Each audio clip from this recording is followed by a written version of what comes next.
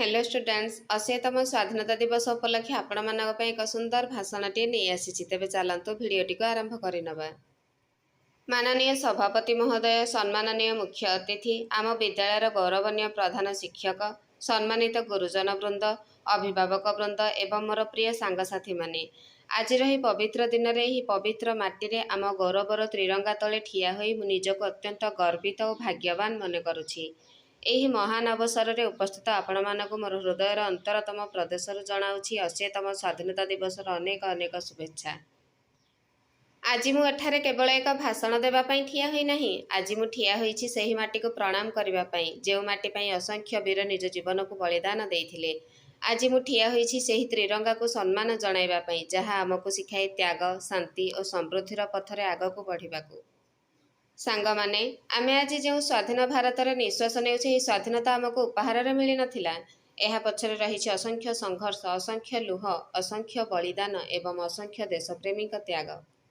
महात्मा गांधी अहिंसा, सुभाष चंद्र बोस साहस, भगत सिंह बलिदान, सरदार पटेल एकतार चिंताधारा, एसबू आम स्वाधीनता संग्राम अमूल्य अध्याय। सेही वीर मानक आज आमे केवल मने पकाइबा नुहे, तांको स्वप्नर भारत गढ़िबा पई संकल्प नेबा। मोर प्रिय सांग माने, स्वाधीनतार अर्थ कौन? केवल इंग्रेज मानक ठारू मुक्ति पाइबा कौन स्वाधीनता? जेतेबेले आमे अन्याय विरुद्ध रे स्वर उठाइबा, जेतेबेले आमे निज कर्तव्य को सठिक भाव में करिबा, जेतेबेले आमे जाति, धर्म, भाषा और अंचलर भेदभाव को भूली एक भारतीय भाव में एकाठी होई ठिया हेबा, सेतेबेले ही स्वाधीनतार प्रकृत अर्थ पूरण हेबो। आजिर भारत युवशक्तिर भारत, आमे आजिर छात्र छात्री हेउछु आसंता कालीर भारत। आज आम हाथ में बही अच्छी, काली यही हाथ देशर दायित्व रहिबो।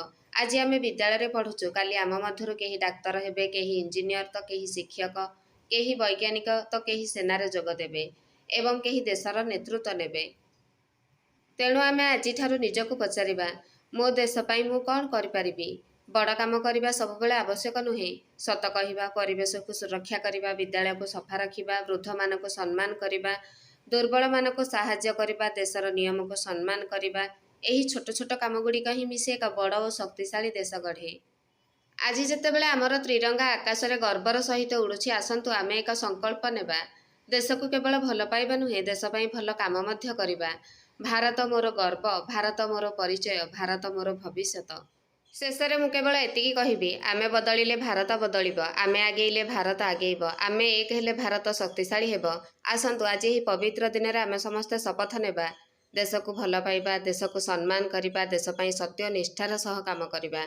आम वीर शहीद मानकु शत शत नमन। वंदे मातरम। भारत माता की जय। जय हिंद।